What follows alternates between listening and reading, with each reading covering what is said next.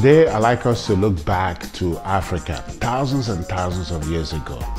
So one thing we know is from archaeology and related disciplines is that language most probably evolved from Africa. So these words we speak, we take it for granted, but of course the ancient man did a lot of work to create these words for communication, for interpersonal and person-to-community communication, and even person-to-celestial object communication or person-to-non-physical communication.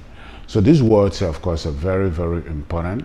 And like I speak English language right now, this English language is from other languages that existed before. So to cut a long story short, the ancient man created a lot of these words, and they also have a medicine with these words, and it shows their understanding of medicine. And this ancient medicine is still relevant today. So for example, the word for being fat or being obese, that word in an ancient language called Igbo is Ibu. And the word for carrying a load or carrying a burden is Ibu. So it's Ibu and Ibu.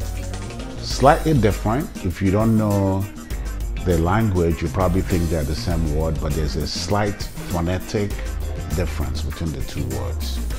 But of course the words are related, because somebody who is fat or obese is carrying a load, is carrying a burden. And are they carrying this burden for? And of course this burden or this extra load has an impact in their health. So it shows you that the ancient people, they understood medicine. They have a fairly good understanding of medicine. It's very important that we respect them. Thank you for watching, and watch out for the next episode of The Earth Show.